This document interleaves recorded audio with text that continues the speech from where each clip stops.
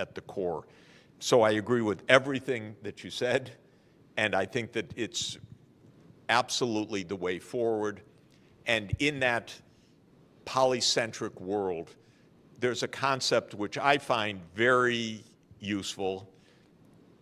It's a concept adopted by the European Union, but a concept that actually started with the Roman Catholic Church, and that is the concept of subsidiarity, which is that we need governance at all levels. So we need global governance, regional governance, national governance, local governance. You put each problem at the lowest level possible, closest to the people, where it can be solved, but not below the level at which it can be solved. So the power grid cannot be solved at the national level. It must be solved at the regional level. The targets for decarbonization must be solved at the global level, and so forth.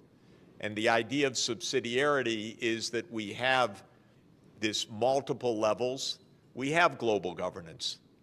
We have a global government that can do certain things and not other things. We have regional government.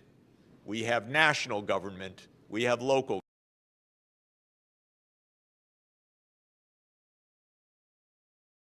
Is there any hope that the U.S. and Ukraine are going to be trying to negotiate for some sort of peace agreement with Russia? This is, Kim, not unlike the virus story in that the government lies relentlessly about why we are in this war, what's happening in the war, and therefore what is going to happen. The biggest lie is where this war came from. And I have a view that is deeply founded, I'm going to say, because I know a lot about this over the past 30 years. This is a war, in my view, that arose because the US rather pig-headedly, in other words, relentlessly, stubbornly insisted on pushing NATO farther to the east every step of the way. And the Russians kept saying, don't expand NATO towards us. Don't do that. Don't do that. Don't do that. Don't do that to Ukraine. We don't want your military on our border. Do you get it? And the United States said, what? We don't hear you. No, don't worry. We're peace-loving. We love you. We want to destroy you. We want to decolonize you. We want to break you up. We want to do all sorts. But we love you. And we never go to war except in bombing Belgrade for 7 straight weeks. And oh, yeah, and Afghanistan we occupied for 15 years as NATO, and the Iraq war was unprovoked. And yeah, we tried to overthrow your ally Assad with the CIA regime change operation. And oh yeah, NATO took out Gaddafi. And yeah, we are placing missiles nearby you in Poland and Romania because we unilaterally abandoned the anti-ballistic missile treaty. But we're peace-loving, and of course we're going to move NATO right up to your 2,300-kilometer border, and not just in Ukraine, but we're going to do it in Georgia. Fascinating, by the way. People, please take out a map and look up Georgia, not the one next to Florida, but Georgia in the Black Sea, on the eastern boundary of the Black Sea, because that country is not a North Atlantic country. So why would it ever be in NATO? And yet the United States wants to push NATO to Georgia. And if you look at a map, I can explain in 30 seconds why that is, because the intention of the United States is to surround Russia in the Black Sea. Ukraine, Romania, Bulgaria, Turkey, and Georgia creates an encirclement. And Russia's naval fleet, the Black Sea Warm Water Naval Fleet, is in Sevastopol, Crimea. And it's been there, by the way, since 1783. And there was already one major war in the 19th century between 1853 and 1856, where the British had the idea, get rid of that naval fleet.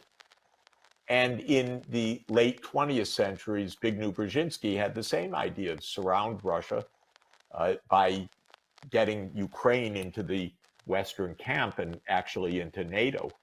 And then Russia ceases to be a major power, is their theory. Well, to make a long story short, this is the major reason for this war, and we've never been told the truth about it. And that is really devastating. Second, closely related issue is that in February 2014, the US conspired to overthrow the government of Ukraine, and it did so. That's not a good move. If you're trying to push NATO and there's a president named Viktor Yanukovych who wanted neutrality, and you get together with forces inside the country and you support the overthrow of Yanukovych, the violent overthrow, not a good look. That's when this war started in February 2014. And then if you look at the real sequence of events, not the mind-deadening repeated mantra of the US government and the New York Times and blah, blah, blah, that this is an unprovoked attack that started in February 2021, 2022, excuse me, which is a nonsense. This isn't an unprovoked attack, and it didn't start then, it started in 2014. But in 2019 onward, the US poured in armaments to build up a very, very powerful army. And when Biden came in, he doubled down on this whole thing because Biden and his team, Sullivan, Blinken, Nuland, have been part of this story since 2014 and really before, because Biden's always been an advocate of NATO enlargement. Biden's got some dark side still to be explained about Ukraine as well because of Hunter's involvement. We don't know what that is yet, but there's something not good at all about that.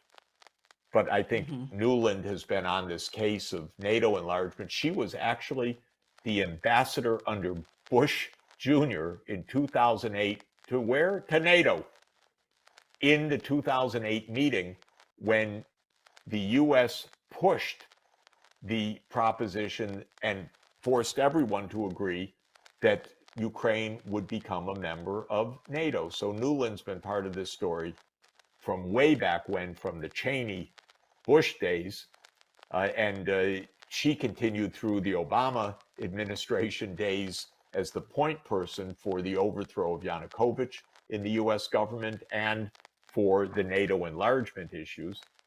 And then we started arming Ukraine heavily, especially in the late 2010s. And then Biden really doubled down when he became president and repeated actually in several high-level processes that Ukraine will become a member of NATO. And to bring us to today, and just to conclude, on December 17th, 2021, President Putin tabled a Russia-NATO security agreement in a draft based on no more NATO enlargement. And I happened to call the White House after that, said, avoid a war, negotiate. It's not even a concession. Why do we want NATO in Ukraine? It's going to provoke disaster. And I was told, oh, don't worry about it, Professor Sachs, but we'll never negotiate over NATO enlargement. It's none of Russia's business. And I said, none of Russia's business? Are you kidding? It's their border, 2,300 kilometers. How can it not be their business where the American military alliance is? But we are so arrogant that we treated it as if don't have to talk to Russia about it. Then as soon as this special military operation was launched in February 2022, Zelensky said, okay, we could be neutral. And they actually exchanged documents, drafts, and negotiated a peace arrangement a year and a half ago in March 2022. And I talked to the negotiators, by the way. I talked to the mediators, the Turkish government, in detail. And you know what happened? The United States came in and told Zelensky, no, you don't agree to neutrality. You fight on. We have your back. You're going to win. You defeat Russia. Okay, now there are hundreds of thousands of Ukrainians dead. This counteroffensive of June, July, August, and September is a killing field. Ukraine doesn't have the weapons, the manpower, the training, the air cover, the artillery to do this, even if it were desirable to do. They don't have it, so they're getting smashed. And Biden doesn't have the gumption to say, you know, this was a terrible blunder. We need to agree that NATO won't enlarge and save Ukraine, but rather, oh, we're all with you for as long as it takes, meaning how many more hundreds of thousands of Ukrainians dead as long as it takes? Oh, come on, I'm 68 years old. I know what it means as long as it takes. It means some moment the U.S. leaves. That's what it means as long as it takes. With a lot of dead in Ukraine, in a country that has been absolutely pummeled by artillery nonstop, basically, on both sides since February 2022, but with a lot of shooting and killing that took place since February 2014. This is terrible. This is destroying Ukraine. This isn't protecting Ukraine. And so this is the real story. But again, the government lies to us. We don't get to debate it.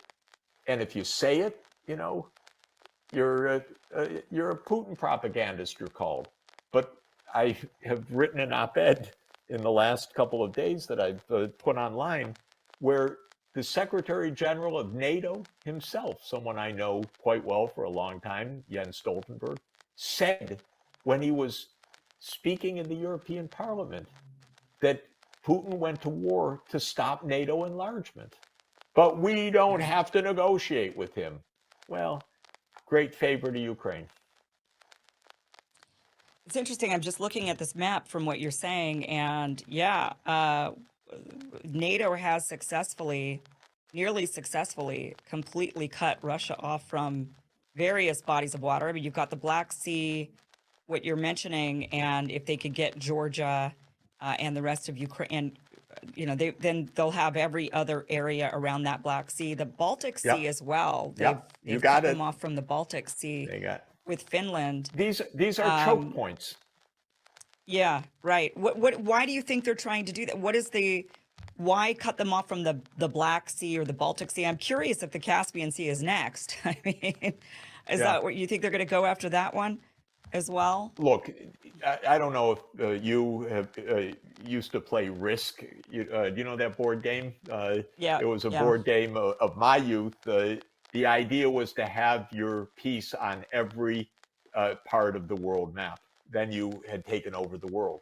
Well, that's the neocon vision. They're playing Risk at the expense of vast numbers of deaths in many parts of the world. They want to have the U.S. military or subservient governments or supplicant governments or pliant governments everywhere on the map of the world. And this is pretty relentless. And it's kind of manifest destiny writ at the global scale. It used to be at the continental scale. Nothing can stop us. We take over all of North America. Native Americans notwithstanding, and so forth.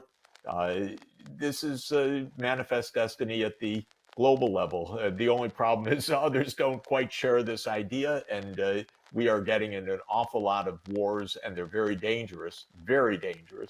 This is a war with a nuclear superpower, and obviously a very powerful military. And Russia has 6,000 nuclear warheads. And they're gunning after China, at least a lot of politicians in Washington. I think in the last few weeks, Biden is trying to pull back a little bit, I think, from the brink. But scared always of his right flank that he'll be attacked for being soft on China and so forth.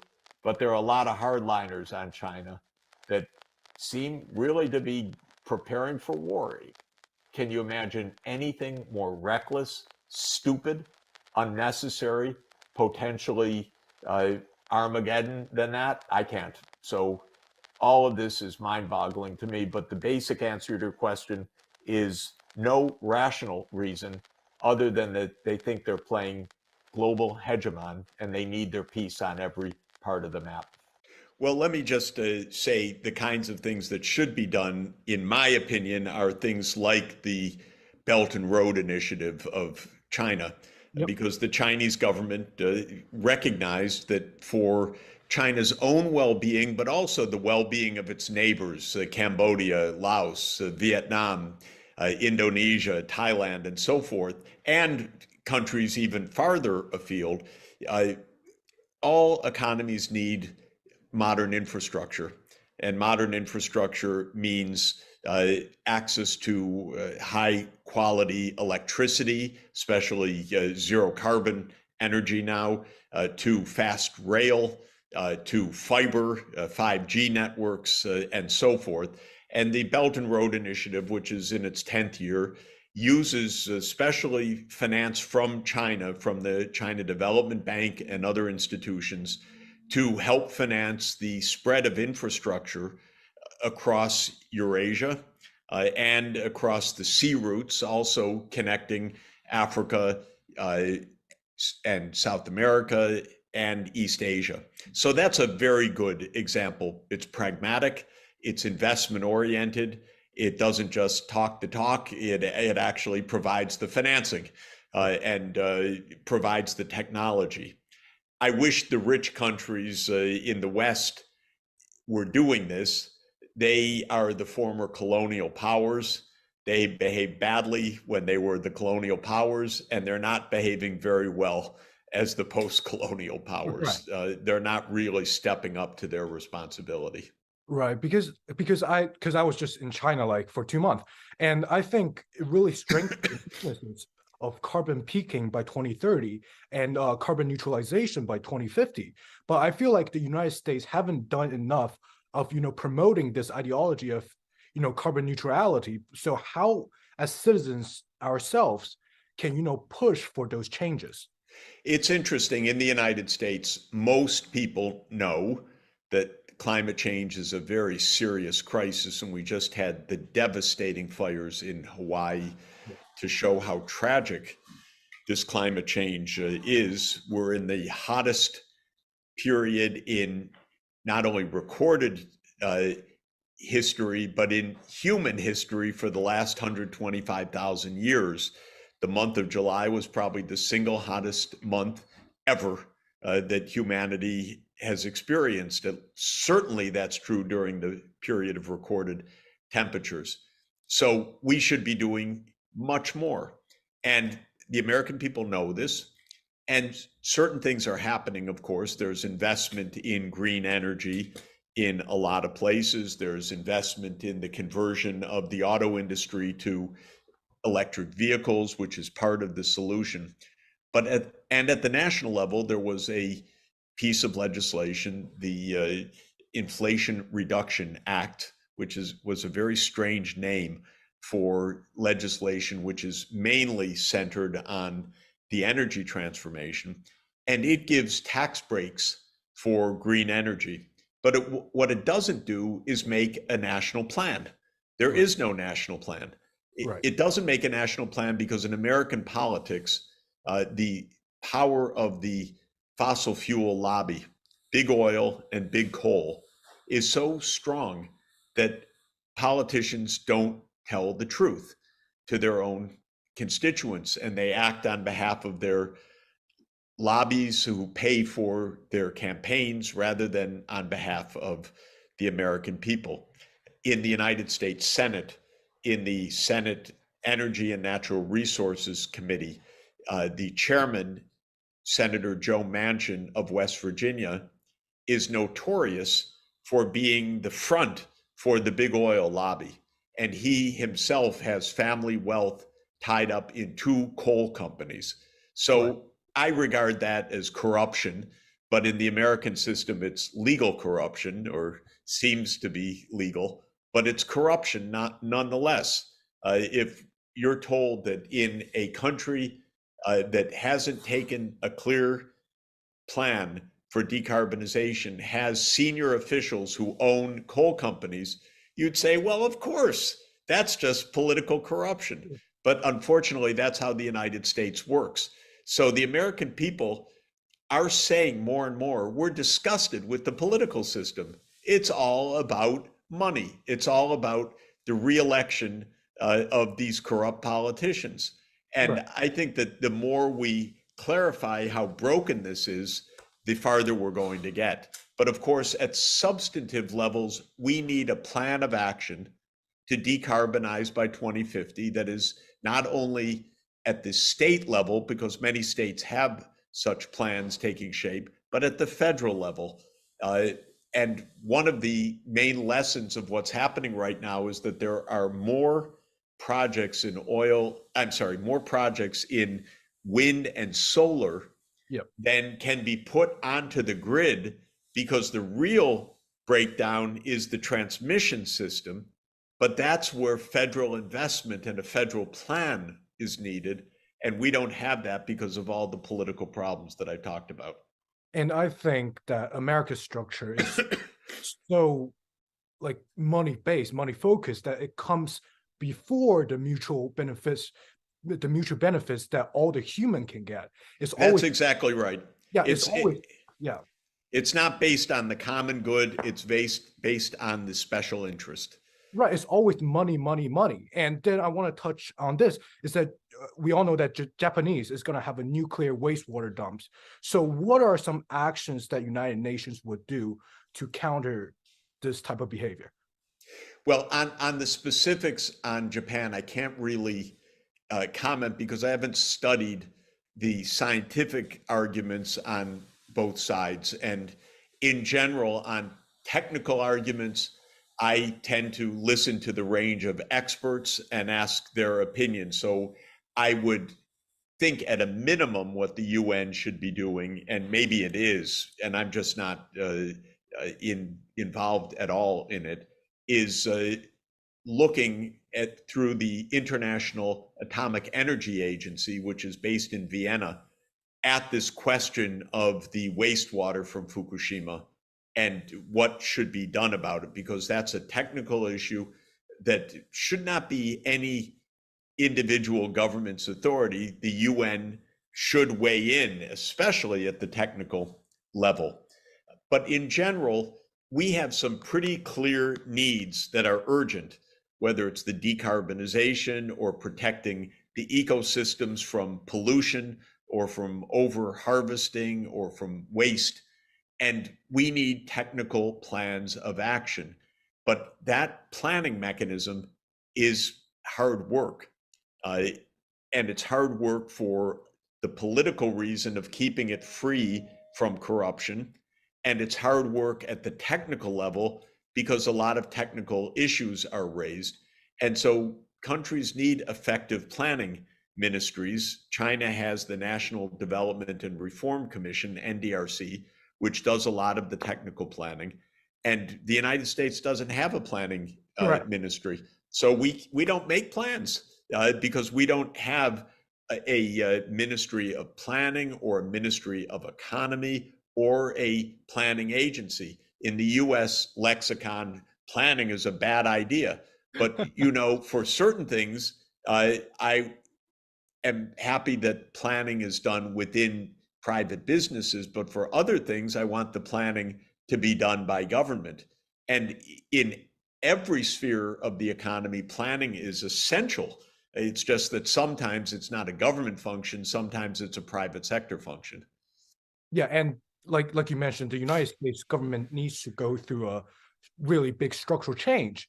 And in that, I think the driving forces are the Gen Z and Gen Alpha people coming up. But right now, I think we lack guidance. So what are some advices that you would guide, like some advices that you would give us to start with? Well, that's a really very interesting and deep question because let me just say that our Constitution was drafted in 1787. Of course, it's had some amendments since then, but basically it's the same structure that was decided in 1787. And it's out of date. It doesn't have the substantive principles that are needed for the modern period, and it does not enable the strong planning or environmental protection or assurance of economic rights for the people. So it's really an out of date structure in many, many ways. At the same time, it has been deeply damaged by corruption, by the money in the politics.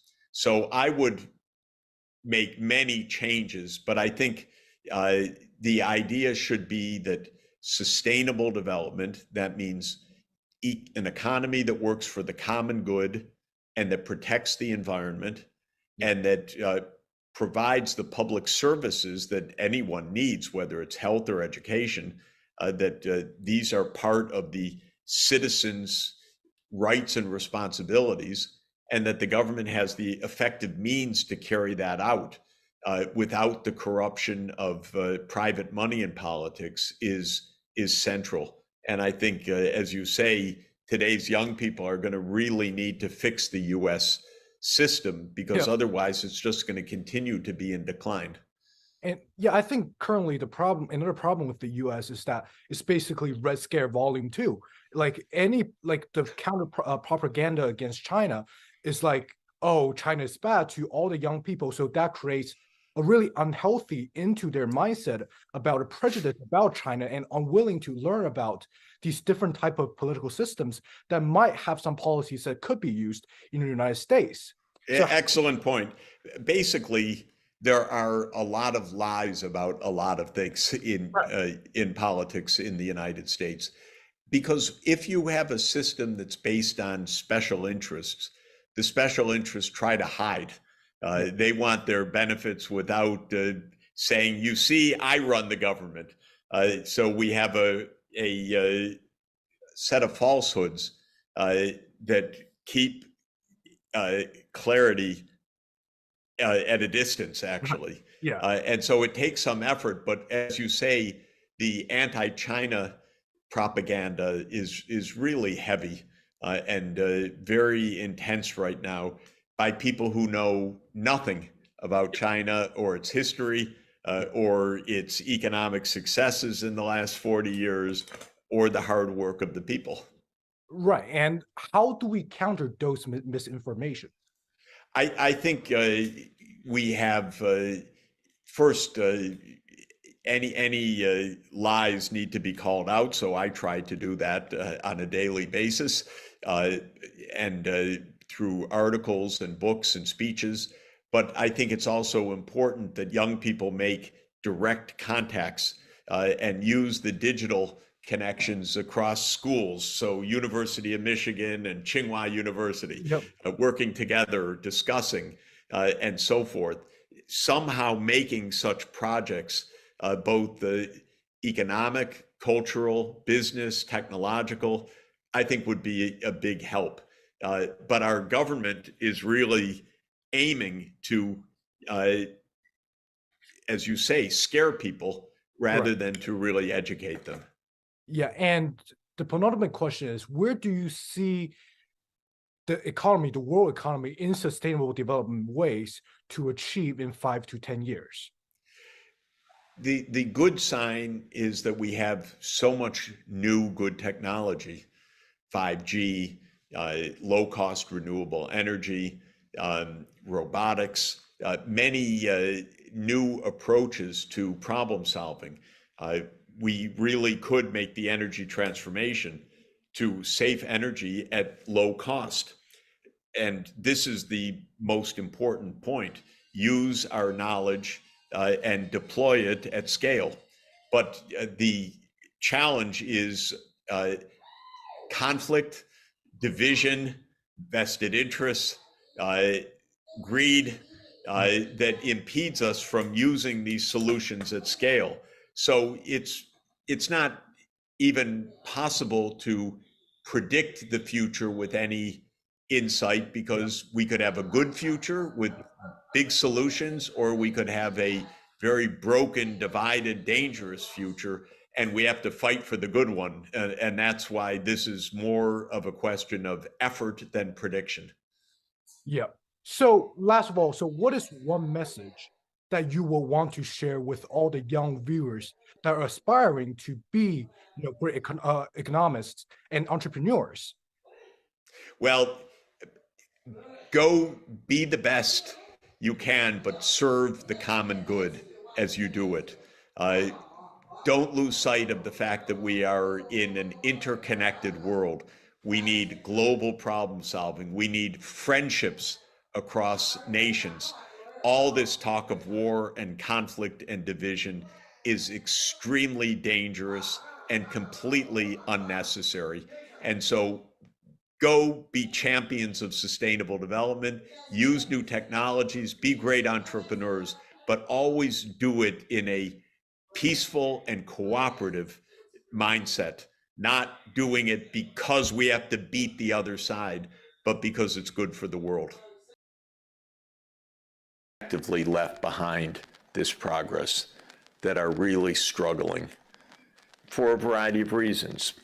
People live in more remote areas or in very unfavorable geographies, or are part of minority groups that have been maltreated within societies, or half the population, women and girls, that traditionally were not part of the market economy, were part of the household economy, and have definitely seen progress, but facing a lot of social obstacles still today, which is why one of the Sustainable Development Goals is directed specifically at the issues of gender, SDG 5.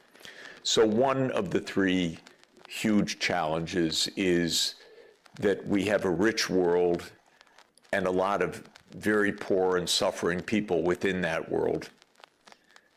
And that's just, I think for most of us, humanly unacceptable.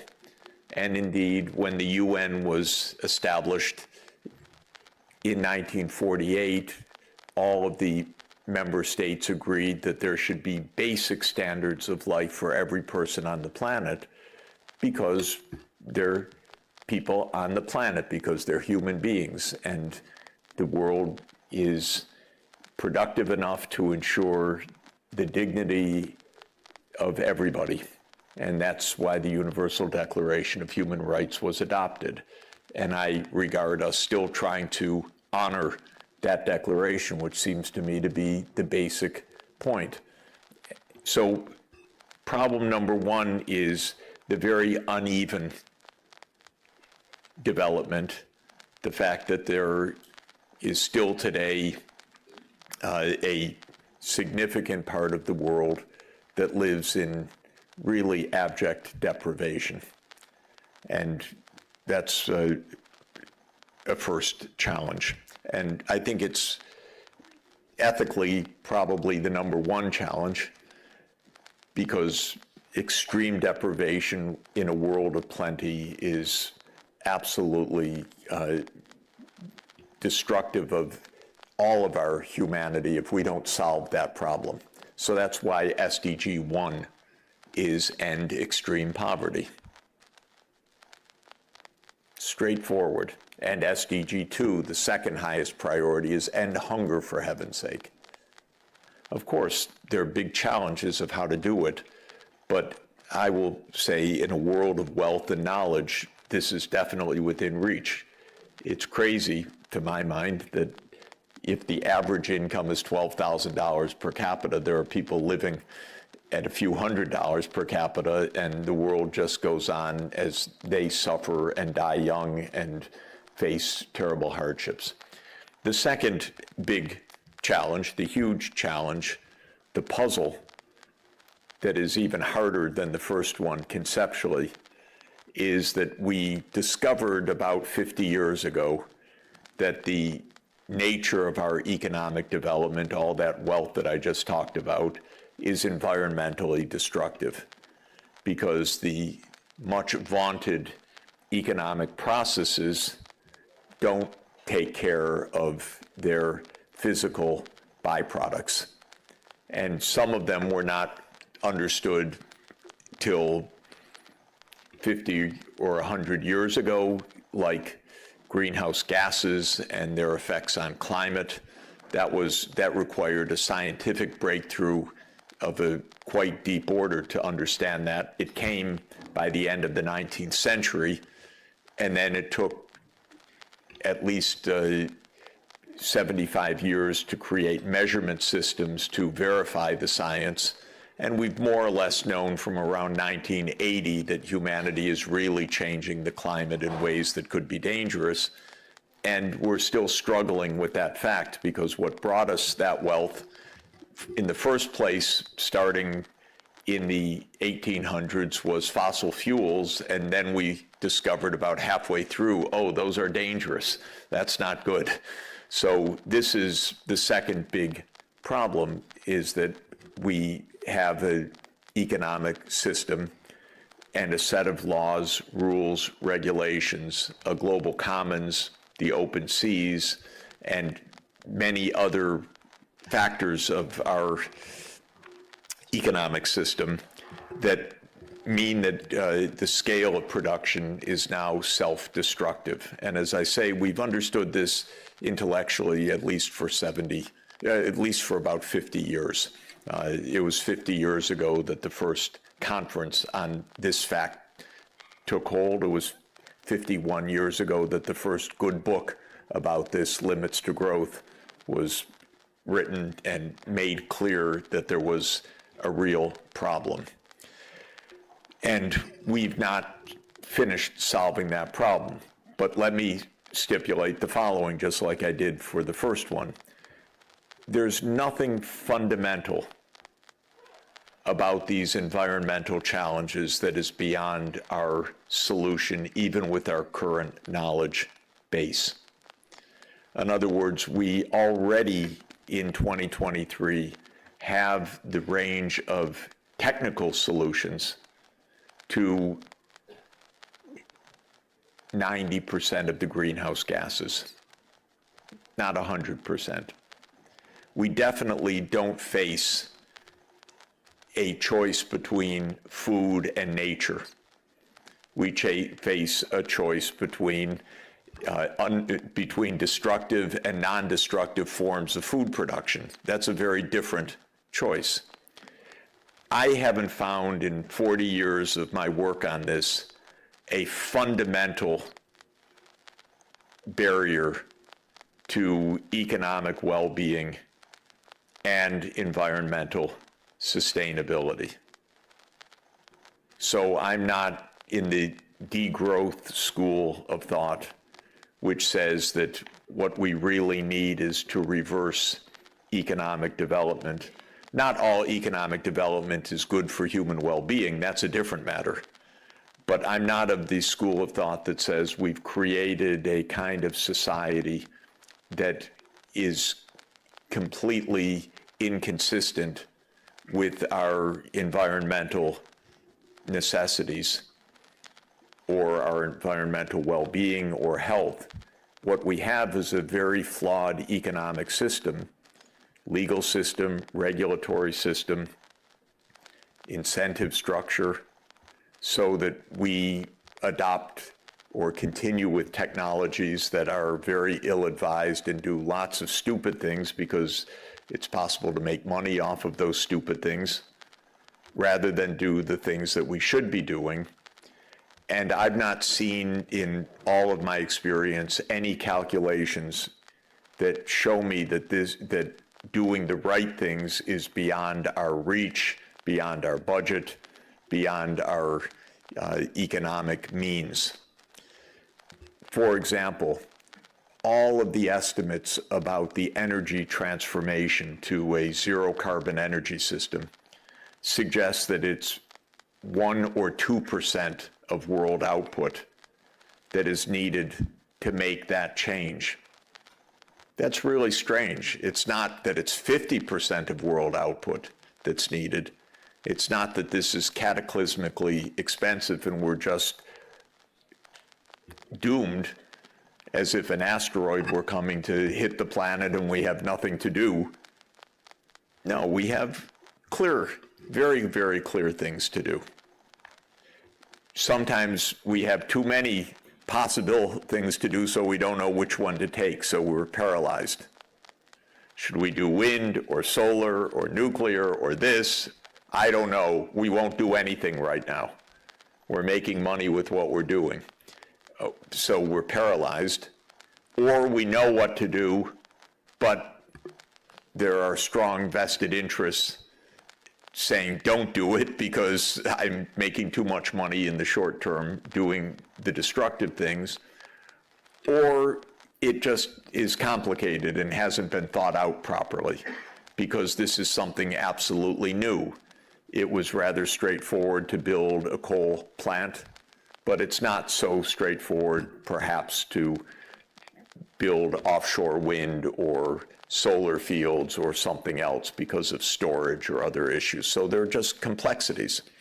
But that's the second big category of challenge that we face, which is this economic, environmental collision course, which again needs analysis and then needs to ask, how deep is the problem? And for me, and how solvable is the problem? So the climate crisis is very deep, but it's also rather solvable. And there are some puzzles, definitely. What should big ocean tankers run on? Should it be hydrogen fuel cells? Should it be ammonia? Should it be hydrogen combustion? I'm not an engineer. I've heard the arguments from the engineers. I want them to fight it out. I want them to try different approaches, but clearly we should be trying these technology lines. The third big challenge, which is a challenge of time immemorial, is that we seem to have a very hard time to stop killing each other. So war becomes ever more dangerous because the weapons become ever more destructive. And now we're technologically so smart that we figured out how to destroy the whole humanity. Damn it. If we weren't so smart, we wouldn't have this trouble. But a few geniuses figured out you could make nuclear fission work to make a bomb.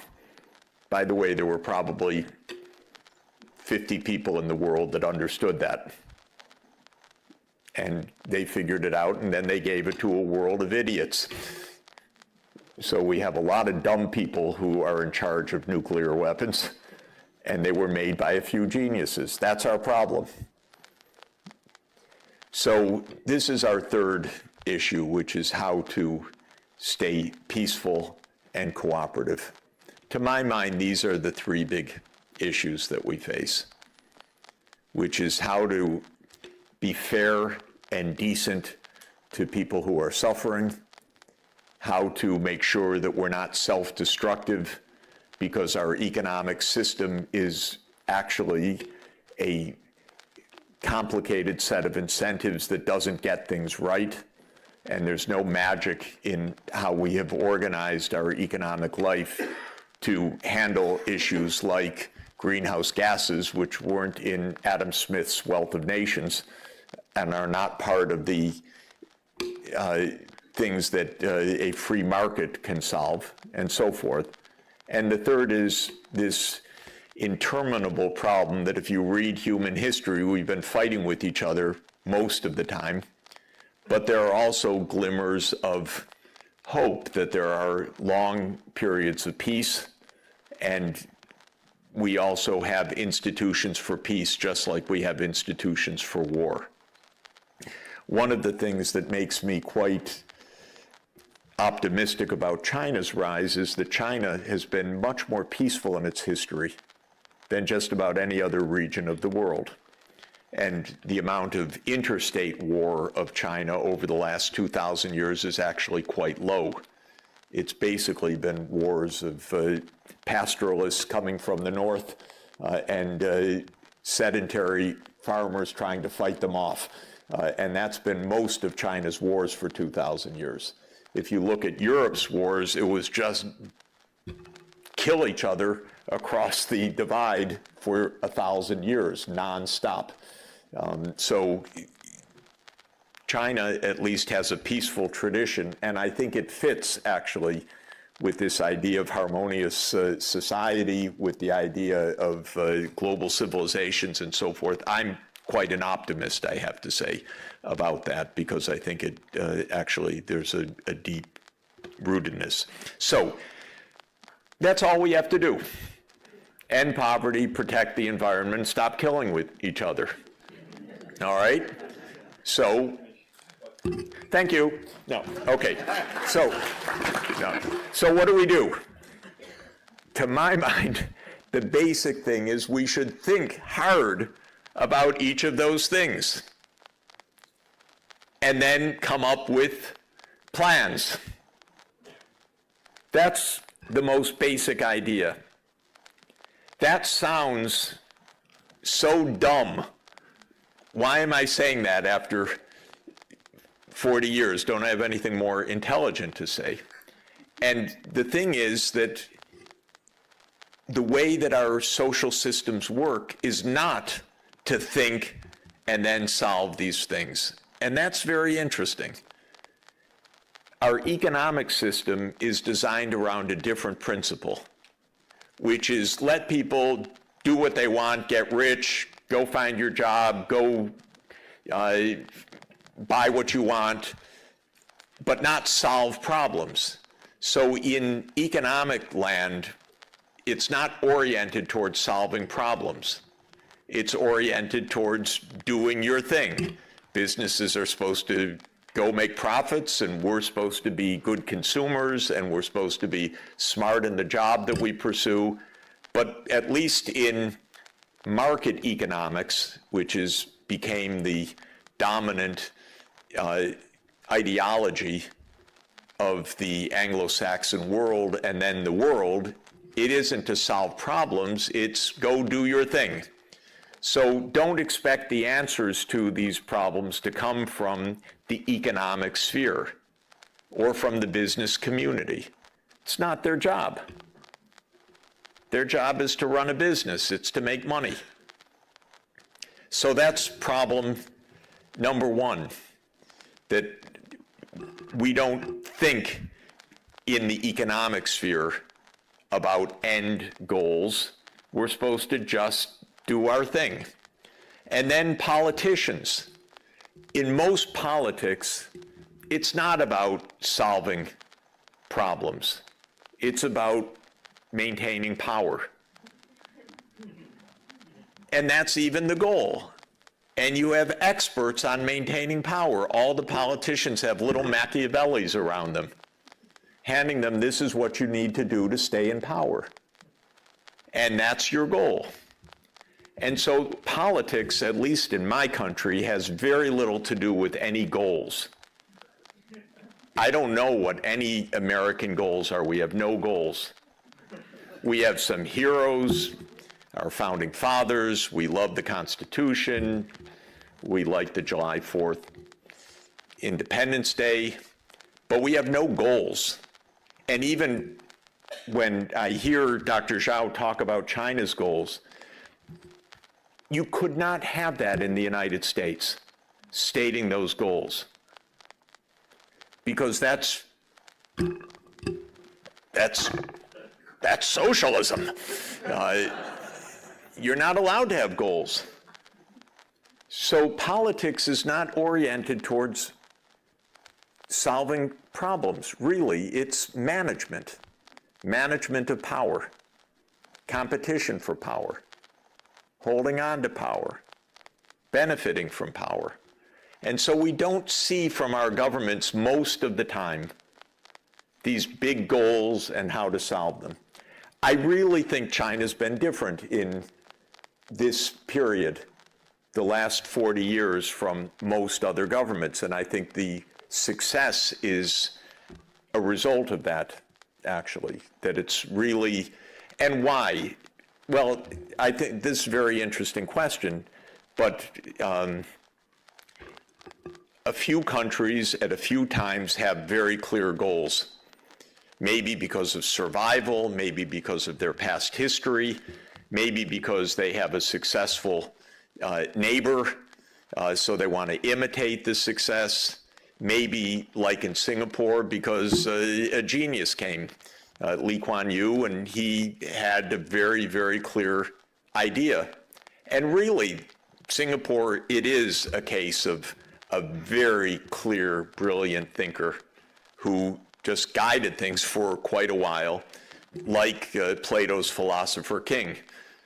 But most of the time, this is not how politics is. So we don't see a lot of this problem solving coming from governments. And the third thing is, in my country, which became the most powerful country in the world for the last 75 years militarily, they really think that fighting wars is a big part of what governance is about. They're crazy and dangerous and could get us all killed. So that third category of just peaceful cooperation does not come easily. Every day we read something hateful about China in the American newspapers now. Every single day.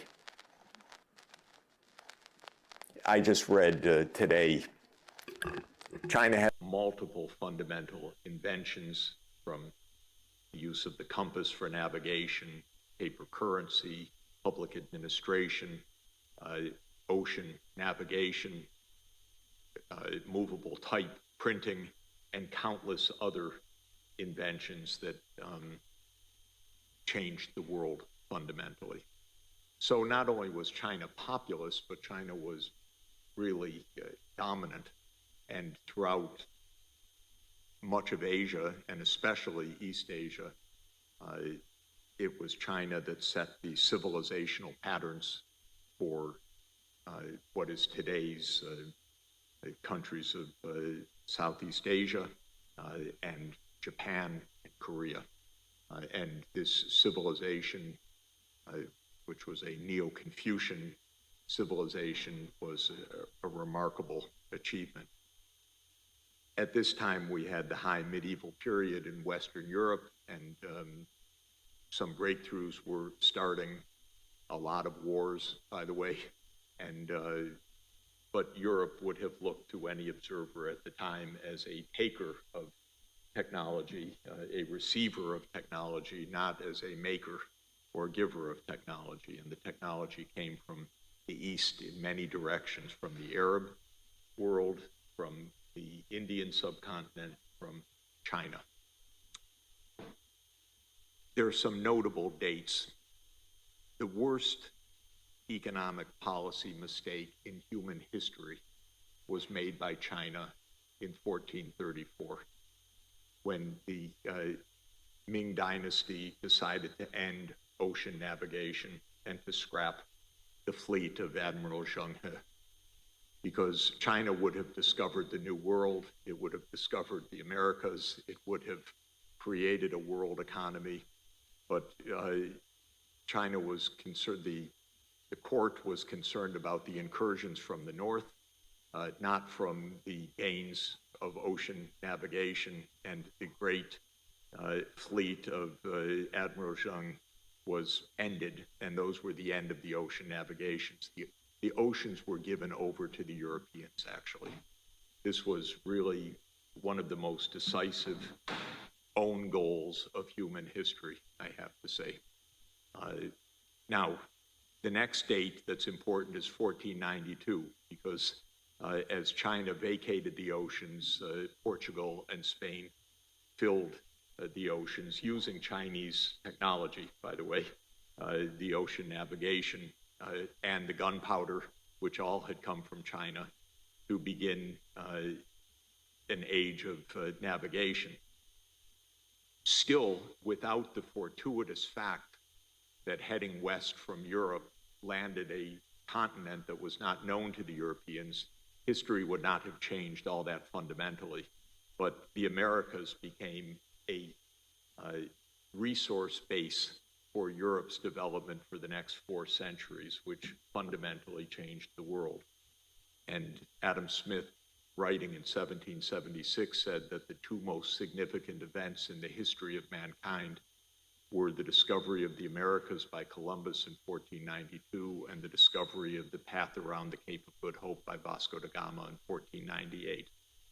So that was a turning point. Still, Asia was dominant, but this little peninsula on the far west of Eurasia began to explore and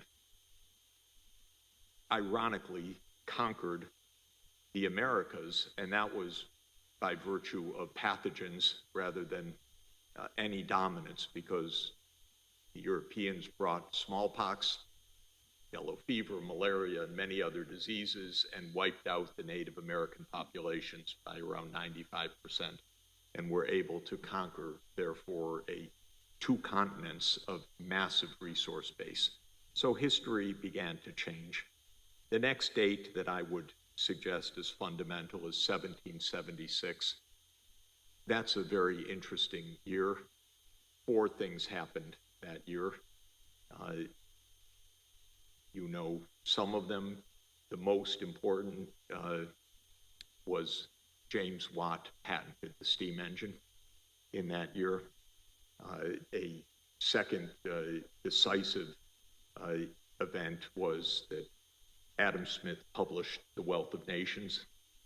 The third decisive event was that Gibbon published The Decline and Fall of the Roman Empire.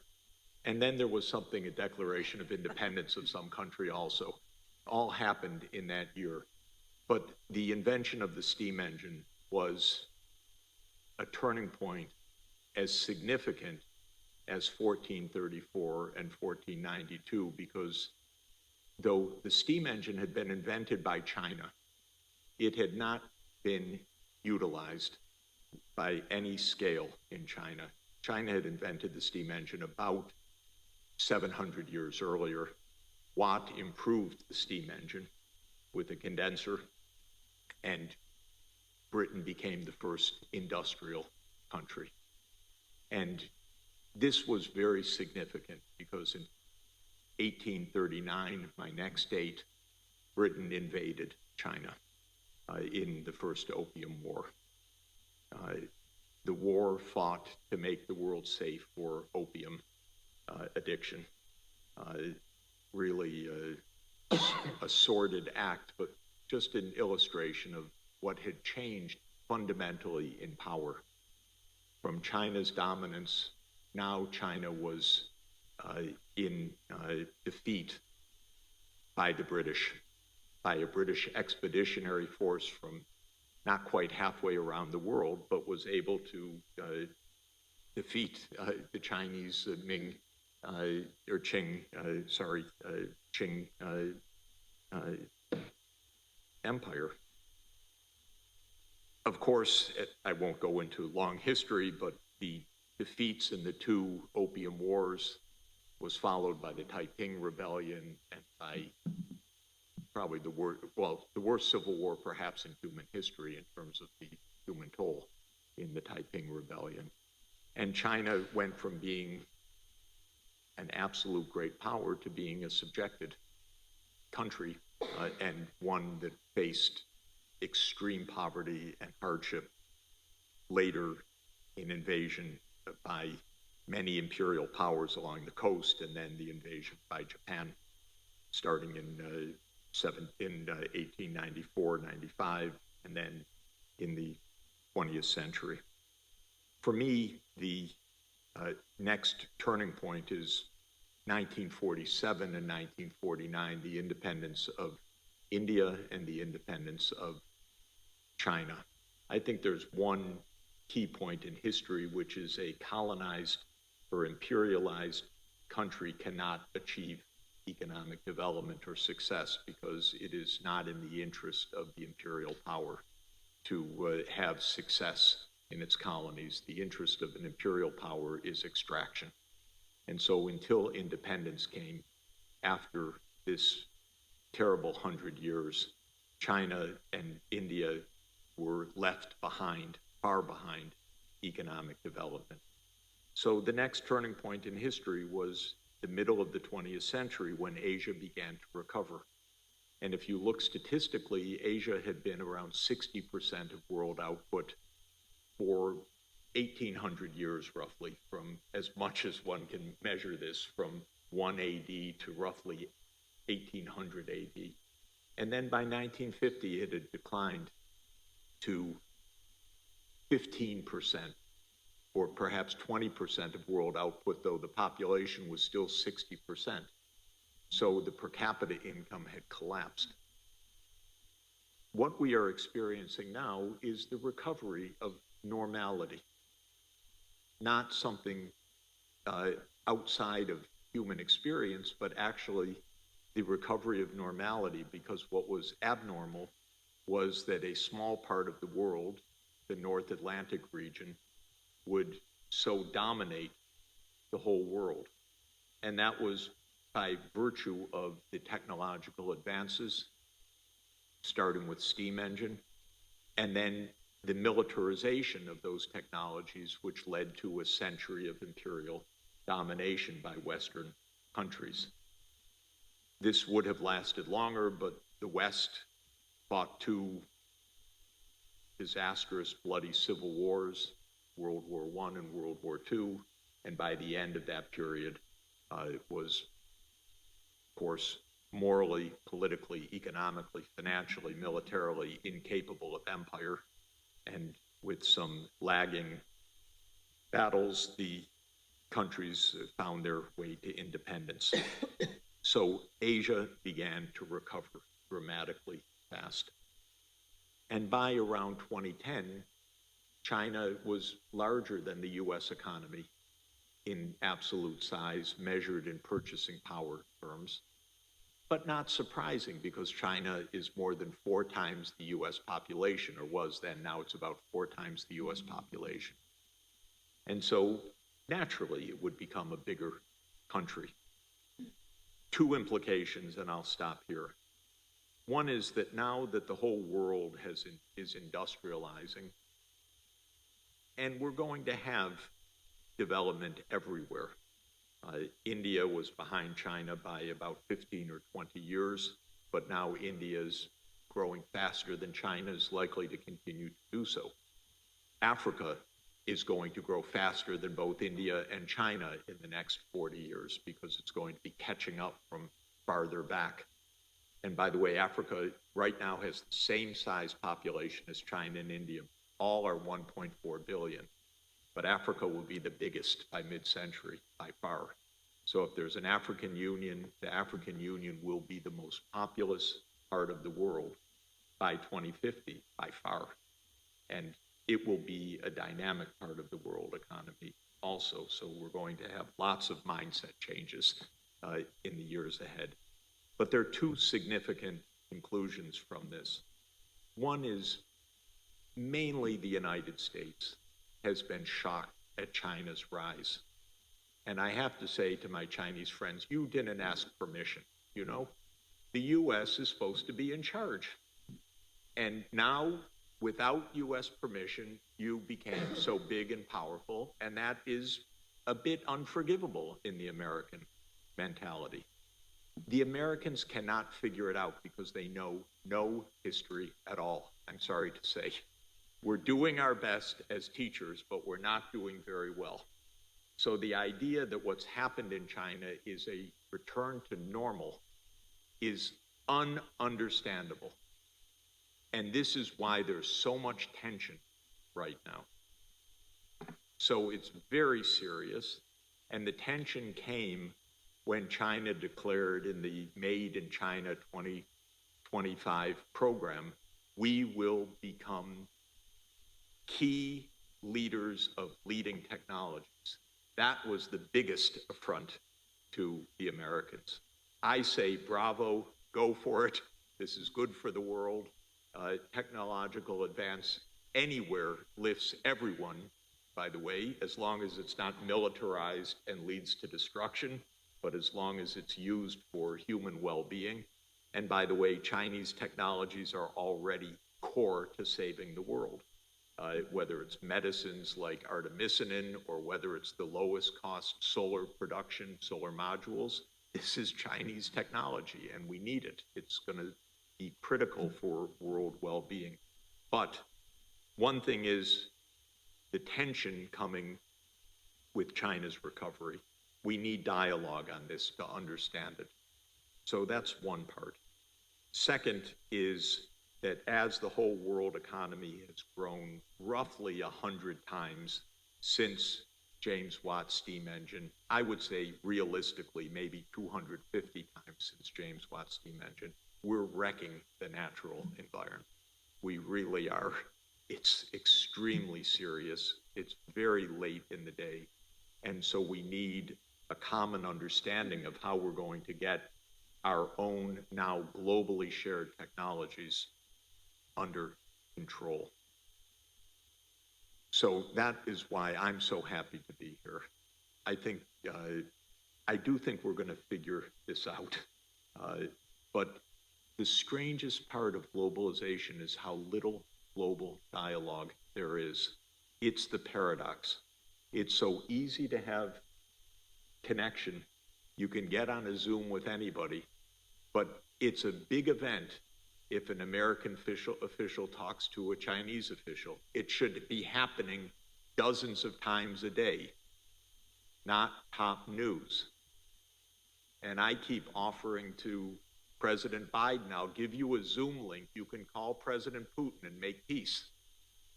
Or a phone number. I'll lend you my cell phone. Make a call. But here we are completely interconnected, but we don't talk with each other. And the specialty of the church is talking with each other. So here we are. Thank you very much. Quality of political leadership is extremely low. Our president is 81 years old and should be in retirement. This is absolutely obvious. Our Congress is quite corrupt in the United States because we have a system of campaign financing that depends on billions and billions of dollars going from big companies to the congressmen and senators. And the U.S. isn't alone in this. There's a great deal of instability, and our political leaders don't know how to get along with each other. So you add this all up, it's definitely bad. Whether it's absolutely the worst, it's a little hard to judge, but it's bad enough that we ought to do something about it. You actually mentioned many questions that I was going to ask, but if I understand correctly, how did we get there actually? So definitely there is some kind of crisis of leadership, because I believe that the problem is not only a senior American president, these problems can be also in other countries. Then, of course, there's a concentration of unprecedented crises. And of course, there is a part, I would say, that's considering the decisions that the superpowers make. Would you agree with this combination? I think if I could put one word on the reason we're in this crisis, it is arrogance. Arrogance of the rich and the powerful. And the United States was the richest and the most powerful of all during this period. So the arrogance of the United States has been extremely notable. You know, when the Cold War ended in 1989 in Central Europe and in 1991 in the former Soviet Union, we might have said, now we have a glorious opportunity for peace, for cooperation, and for prosperity. This didn't happen. It could have happened. I was there. I saw what could have been done.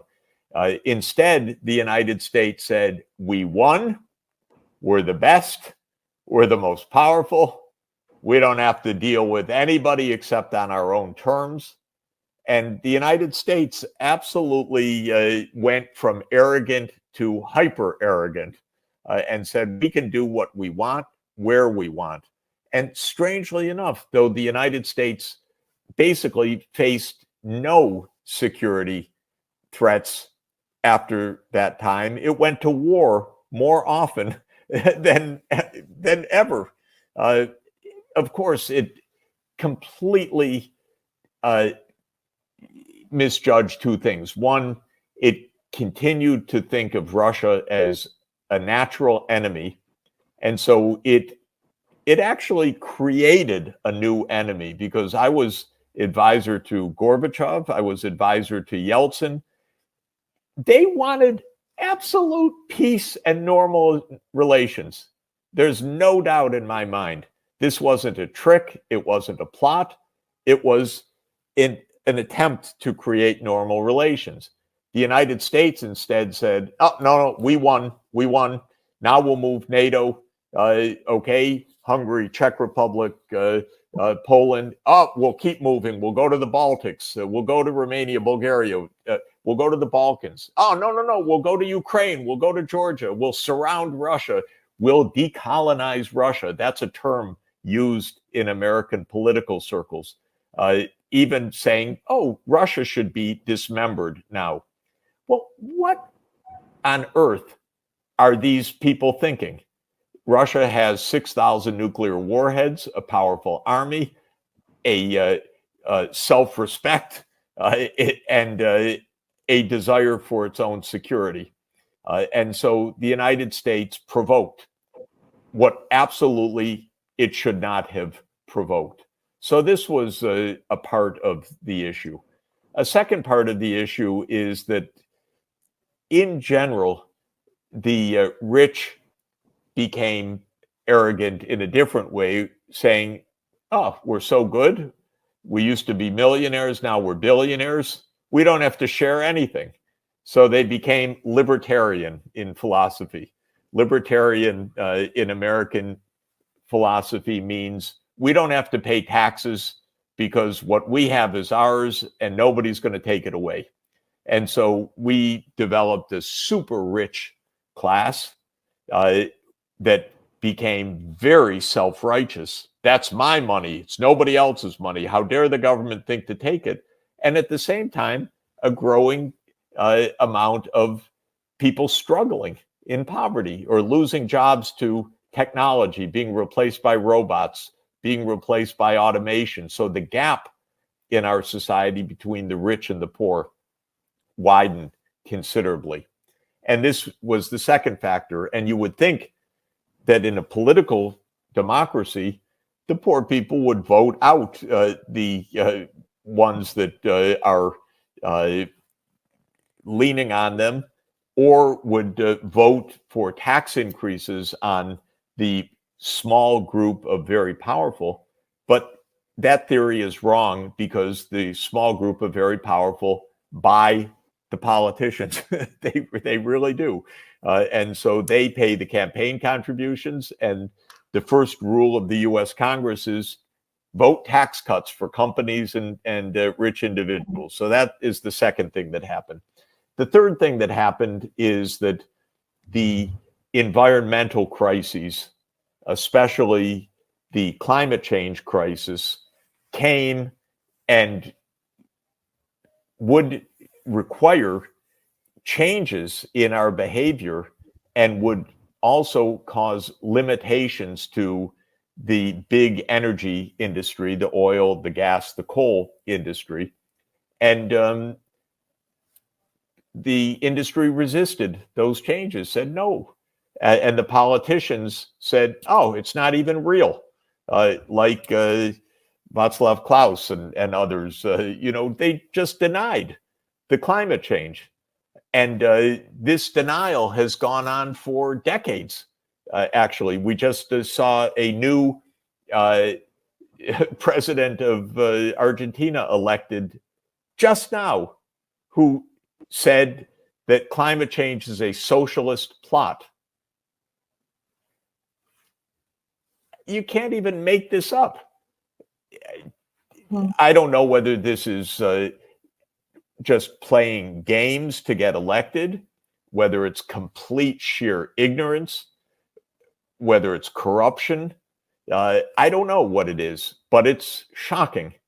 People in any kind of responsibility should know better. They should at least understand what this issue is about. And this has been a very big challenge. It's, again, part of the arrogance.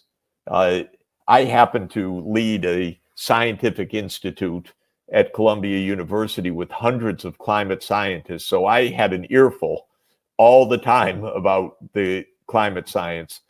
Many people don't have that chance to hear directly. So they hear from politicians or actors who want to be politicians, who say whatever they feel like.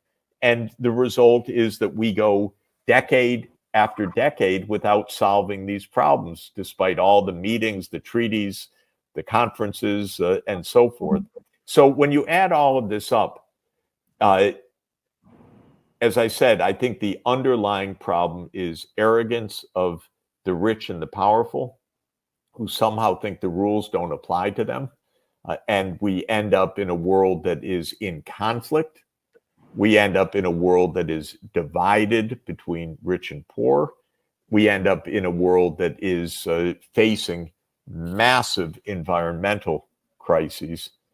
And it's all so weird because the world's richer than ever before, better technologies than ever before. And we could, if we chose right, move to peace immediately. I just testified in the UN Security Council about 4 wars: the war in Ukraine, the war in Israel and Palestine, the war in Syria, and the war in the Sahel of Africa, which is Burkina, Mali, Chad, Niger. And I pointed out all 4 of these huge wars could be stopped tomorrow with politics, with basic sound politics. But our leaders are just incapable of basic sound politics, unfortunately.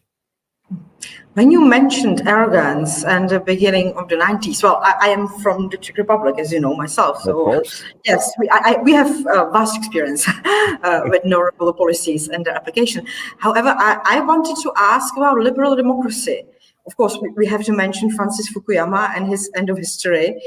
And now we see how completely wrong that was. But do you see also the liberal democracy as something that maybe hides more the true state of affairs than actually helps to resolve the conflicts?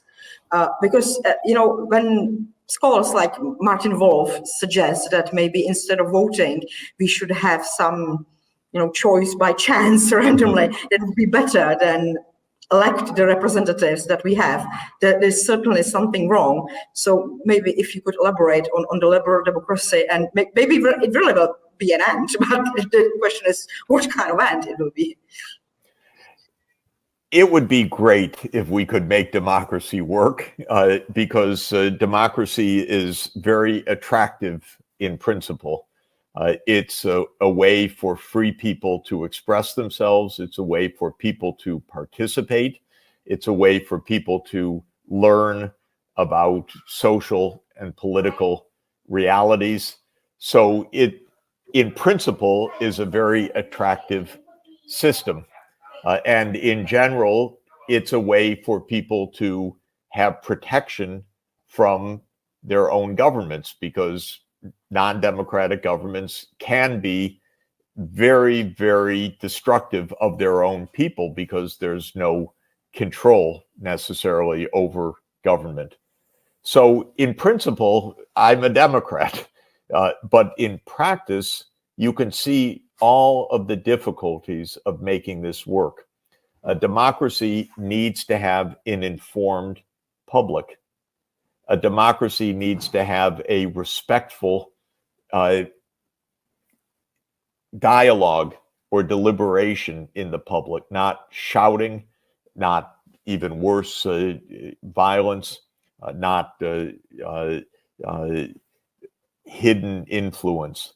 A democracy needs to prevent being taken over by powerful interests that use the democracy as a facade, as a pretense rather than real democracy. So some democracies work pretty well. Some in Europe work reasonably well.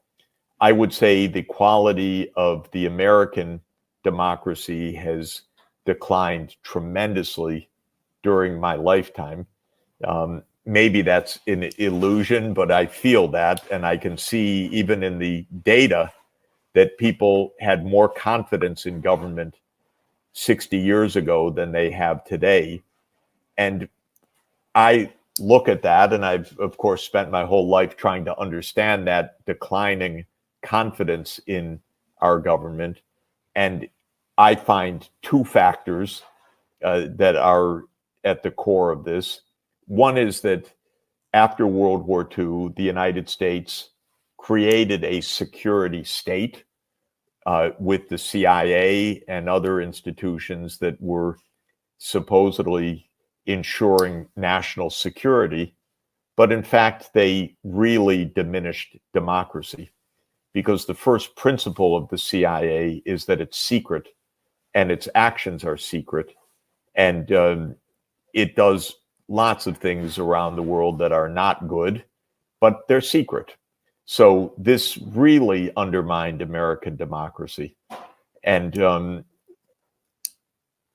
we don't have much public effect on foreign policy, for example, in the United States, because when it comes to foreign policy, really the president and a few other people make decisions on behalf of everybody without public debate or without control by any really democratic institutions, other than a vote once every few years. But that's not enough, because we go to war all the time against the interests of the American people. So that's one part of the problem. The other part of the problem that I mentioned earlier is the big money in politics. Some countries restrict private campaign financing. In fact, most in Europe don't have a lot of corruption of the political system. But the United States, I regard as kind of legal corruption, legal in the sense that our Supreme Court said that companies can spend whatever they want on politics, no restriction, or few restrictions. And the result is our election cycle, say the 2024 election, will spend maybe $15 billion of campaign financing. Now, you don't get honest government with so much money changing hands. You get government that is purchased by the highest bidder. And this is why the confidence in democracy has declined so much. You mentioned, of course, the power of big money. I wouldn't be so optimistic about the situation in Europe. I just believe because the economies are weaker, then there's not so much money as in the US, but the tendency is practically the same. You mentioned Joe Biden and, of course, then President Trump. Probably they'll meet in elections next year. Probably. Do you see the crisis in leadership? Because when we look in the past, we see many strong leaders who were both from Europe, from the United States, who were able to offer some vision and lead a society. Some of them even towards a peaceful society. We mentioned Willy Brandt, Olof Palme. We can also mention Ronald Reagan as a special type of American heritage as well. I would say there is a certain decline in these leadership qualities. Do you view it as well? Because in Europe, it's, I think, very visible. Yes, I think the quality of the political leadership in the US and Europe is very weak right now in general.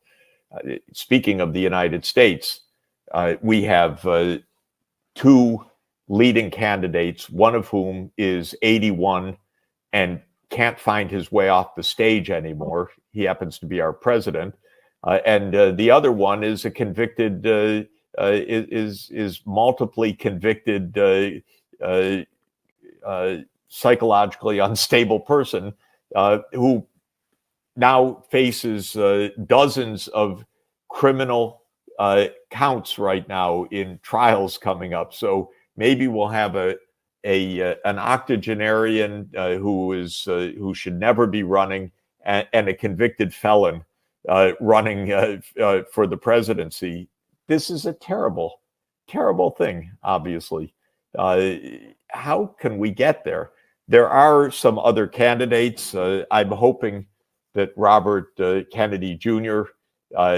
Proves himself as a highly capable candidate, and I like him. We were schoolmates, we're friends, and he comes from a great political tradition. In fact, his uncle, John F. Kennedy, was, in my view, the last great American president, because after that, well, we had some very nice and smart people, a few, not very many. Jimmy Carter was one. But we've had a lot of failed presidents and failed presidencies. So the quality of leadership is quite low. And in Europe, it's also really surprising to me how, when the United States makes such bad judgments, European leaders tend to follow along the US lead. And of course, I'm very unhappy about the Ukraine war. I mean, everyone's unhappy about it, but I have a view that's somewhat different from the mainstream view, which is, in my interpretation, the war in Ukraine was caused by the US wanting to expand NATO. And of course, many in Europe say, no, it's all Putin. He did this. But I know enough history, and I was present at enough events to know how much the US provoked this war through absolutely stupid policies. Because if you're smart, you don't push a military alliance right up against Russia's border. That's just not a wise thing to do. Russia's extremely sensitive to the military of the West encroaching on it because of how many times Russia's been invaded by the West. And especially when the United States politicians have so much hostility to Russia, which they do. They openly express the idea that Russia should be dismantled and many other things. Of course, Russia's going to see NATO expansion as a direct threat to national security, and it's not going to let it happen. So this is just an example of terrible policy, predictable disaster. But the US went along with it. Now, my point was, the Europeans knew better. I know, because many Europeans told me many times, oh, NATO expansion to Ukraine is very dangerous. But then they don't say it in public. And they don't say it in public because the United States would get mad at them.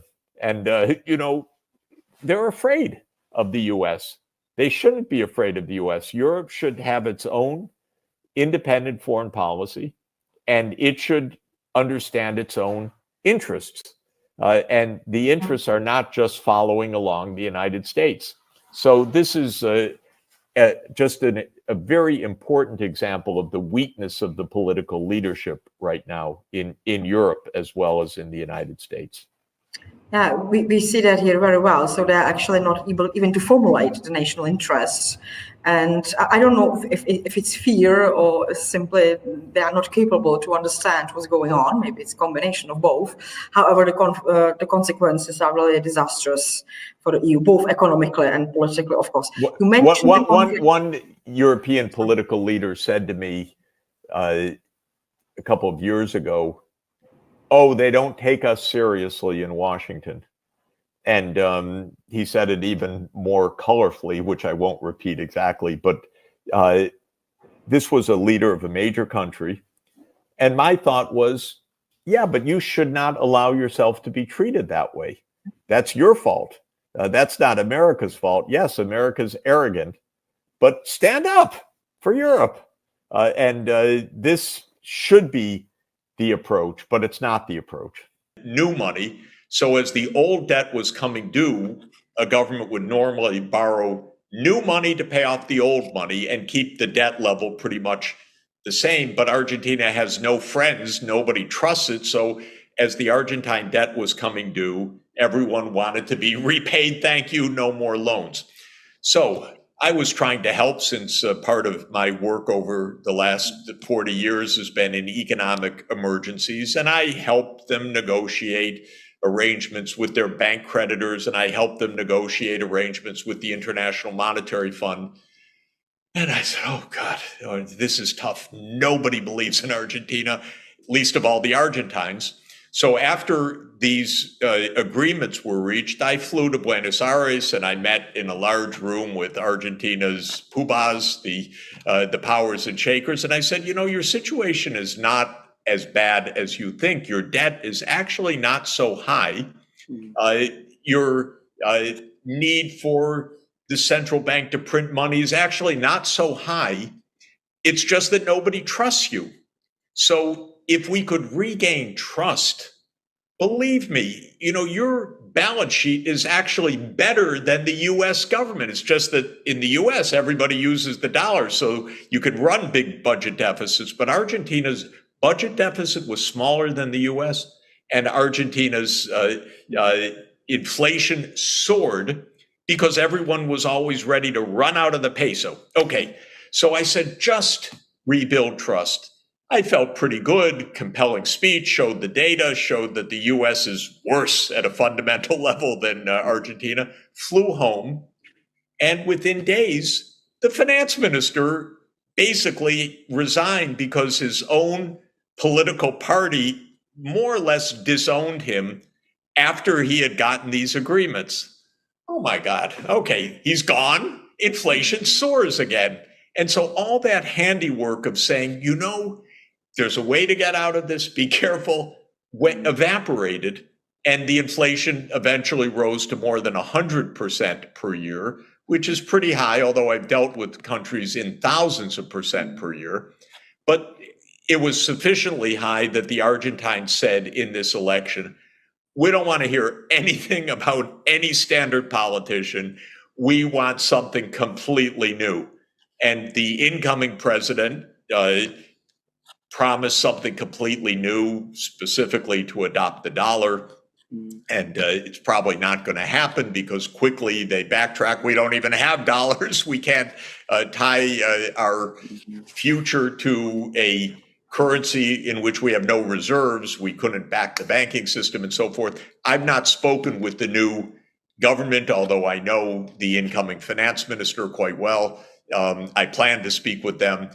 The long and the short of it is, this is just chronic crisis. So I wouldn't draw too much about general facts from Argentina, because basically almost any time between 1823 and 2023, you could have found the country in crisis. And I've dealt with already in my career with a number of presidents of Argentina. And they don't have the internal political capacity to overcome this yet. So all of this is to say, Argentina, endlessly fascinating, a little bit bizarre. Hopefully they'll get out of it this time. What's interesting now geopolitically is that the outgoing government had joined the BRICS. And that is a good thing and an important thing for Argentina, because it brings Argentina and the next door giant Brazil together, which is very good for South America, very important diplomatically, very important geopolitically. The incoming government has said, oh, we don't want to have anything to do with China because Milei is being portrayed as an ardent Americanist, so on the American side of this bloc politics. My message to the Argentines is, look, China's your major customer. Don't be dumb. Don't go with the U.S. in this sense. Trade with the U.S., trade with China. Don't get into this crazy mentality of one side or another. And by the way, in this world today, if you have to choose one side or another, I wouldn't go with the American side. Every time a country sides with the United States these days, it ends up in disaster, like Ukraine, because the U.S. is a fading empire. It can't sustain all its promises, not even close. It can't even keep its own public institutions functioning anymore. So my message to the Argentines is you don't have to choose sides. Just be nice, but don't break relations with China, for heaven's sake. Join the BRICS. It's a good thing to do. And maybe within the BRICS efforts this year, which are very important efforts to create non-dollar payments, there'll be something in it for Argentina. That I'm going to try to explain to them. There really is some good news for Argentina in the fact that it won't just be the dollar in the world, that there will be alternative payments, and Argentina shouldn't close itself off from what's going to be an important new force in international monetary economics. That's all very interesting, because one of the things that I noticed, which has not been mentioned, I think, widely, is that Putin, of course, has just been to the UAE and he's just been to the Saudi Arabia, and he came with a very, very big and very strong delegation of people. And I noticed that one of the people who was there was, of course, Nabulina, who is the central bank chair. And both Saudi Arabia, I didn't realize she was on the trip, but that is a very interesting very part. interesting. It was interesting because I don't think it was announced, but there was a list of, you saw the picture of all the people in Riyadh, and they were all shaking hands. And one of the people who was there and who shook their hands was none other than Nabulina. So she was there. And of course, Saudi Arabia and the UAE are both joining the BRICS in a few weeks. So is Iran. The Iranian president has just been to Moscow. He's had discussions there with Putin. There's just been this announcement of this free trade agreement. And then at the same time, Putin gave this speech at an investment forum run by VTB. And a disproportionate amount of that discussion was about the financial architecture. He was saying that, in fact, that seemed to be the most important thing, that, you need to get the financial architecture right domestically in order to move forward. But he was also talking about the new financial architecture. And he said some very interesting things about how the existing financial architecture, which is Western-based, is becoming outdated and obsolescent, also in a technological sense. So you have Nabulina there in all of these meetings, and she's presumably talking about all of these matters. She seems to be very interested in them.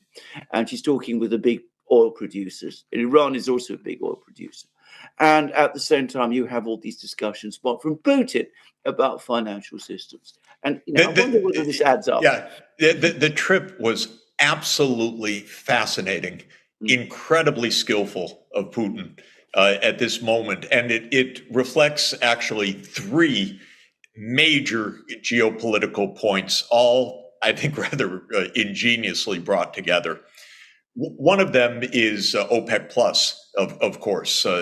OPEC plus Russia constitutes an enormous part of the hydrocarbons market of the world, and they do a lot of important business together in this, in managing the oil and gas market. So that's one part of the trip. Another part of the trip is clearly regional, which is the integration of Russia with Central Asia, with the Arabian Peninsula, with the Middle East more generally. And you look at the map, and between Russia, China, Central Asia, Arabia, this is building, and of course, India is a member of the BRICS. this is really building most of Eurasia into an integrated geopolitical and economic huge part of the world. And so very, very deft in that regard also. A basic principle of economics, a fundamental principle is neighbors should get along. They trade well with each other. They share ecosystems with each other. And that's the principle that Putin is following because Iran is a neighbor. The Middle East is a neighbor. This is very smart. And then the third dimension, in addition to the oil and the neighborhood, is, of course, the BRICS. And the BRICS started out as the five: Brazil, Russia, India, China, and South Africa. It had already reached an output level measured at what we call purchasing power prices or at international prices larger than the G7. That is geopolitically and economically notable. But now the five are being joined by six more, presumably. Argentina, that's the new addition in South America. Egypt and Ethiopia in Africa, and Saudi Arabia, the Emirates, and Iran in the Middle East region. Now, you add the six to the original five, you have 37% of world output, according to the IMF purchasing power data, compared to 29 to 30% for the G7. This is a different world, and this is really powerful. And what the BRICS are discussing this year in particular is exactly this financial architecture. And of course, that was greatly hastened by the absolutely awful and mistaken US policies on the dollar.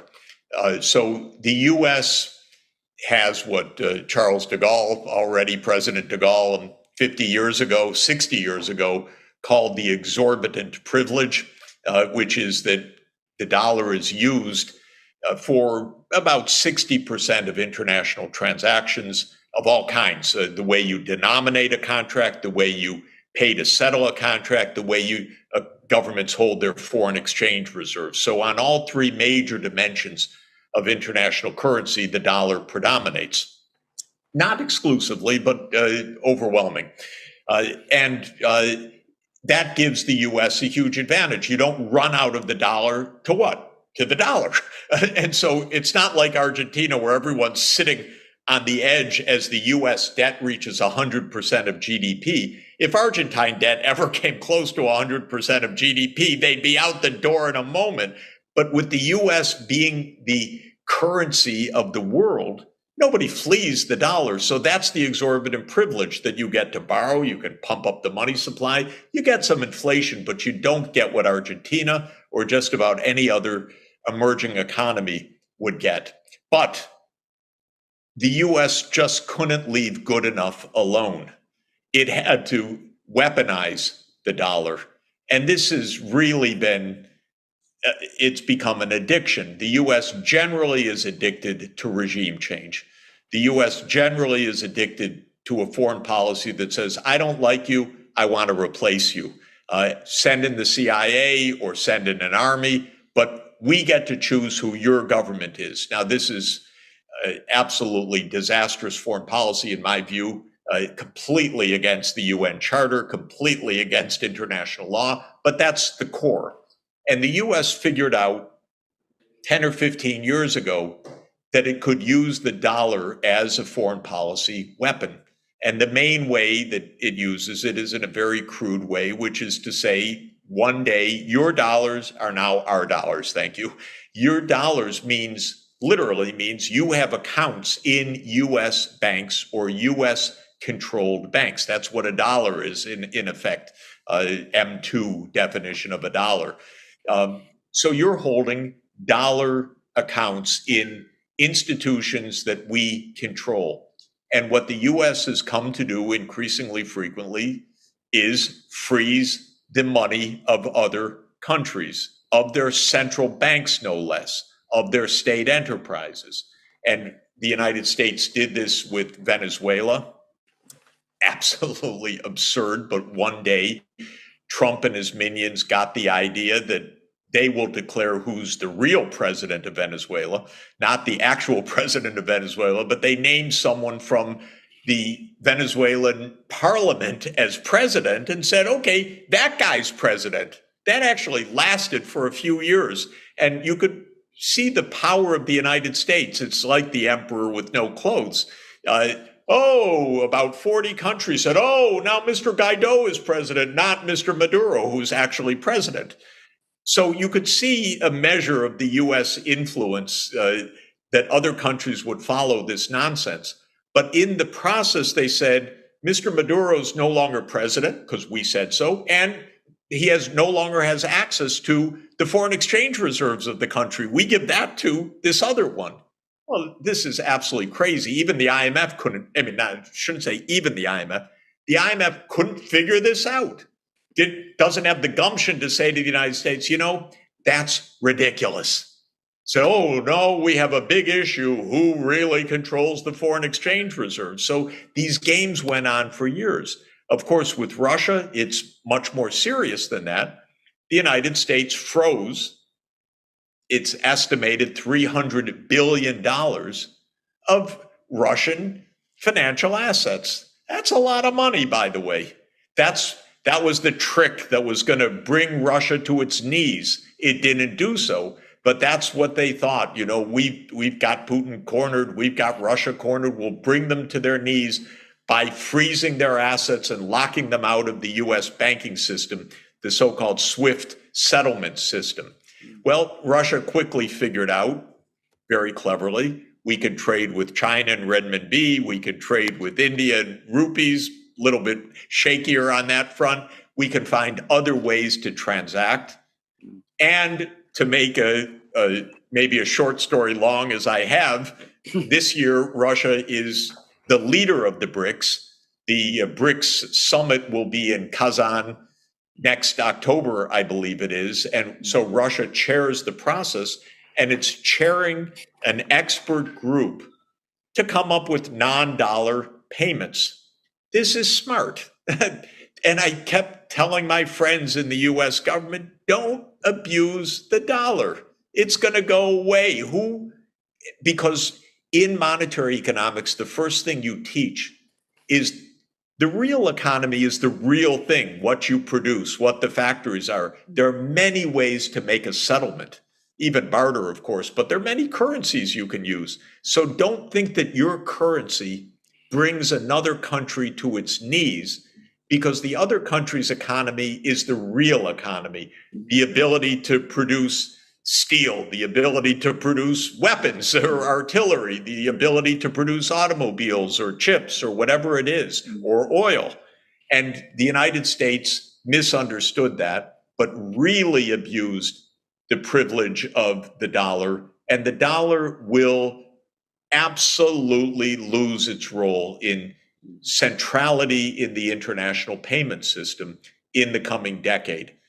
In monetary economics, just to mention, all my colleagues look at history and say it's a long, slow decline of a currency. And the most famous case is the British pound, which used to be the core of the international monetary and financial system in the 19th century until basically the Great Depression. But the fact is, and so they say, look, the pound hung in there even after Germany was larger, even after the United States was larger, even after Britain's share of the world economy had declined. London remained the center of the international system. But it's not going to happen the same way with the dollar, because it's just too easy technologically to do things differently. And so we will have at least an international renminbi at a minimum playing a big role. And we could have a kind of BRICS, if not central bank, a BRICS monetary fund that serves the role of giving liquidity and credits among the BRICS countries in a way which will mean a non-dollar settlement system. Professor Sachs, just a few things. As a person in Britain, I can say that the long decline of sterling after Britain lost its hegemonic position in the world economy was an absolute disaster for Britain. You would Yes. not want to go through that process again. And by the way, it's quite interesting just to say the way it manifested. Of course, World War I was awful. The return to gold in 1926 overvalued Britain in the world economy. And Keynes wrote one of his most famous essays in 1926 called The Economic Consequences of Mr. Churchill, who happened to be the Chancellor of the Exchequer in 1926, that put this mistake into place. The 1930s were the Great Depression. World War II, of course, devastating. And the point is, by the end of World War II, Britain had basically gone deeply into debt, even with its own colonies, which became independent countries. And so Britain never quite got out of debtor status again. And it was a very, very heavy, long, painful period. Britain, the center of the world, going to the new International Monetary Fund for an emergency loan. I mean, unthinkable. But, the United States, can you imagine going to the IMF for a loan? It's not impossible. This is exactly what you're referring to. Absolutely, I remember it. I was in London, of course, when it happened. I can remember the Chancellor turning back at the airport, and he had to rush off to Washington to raise funds.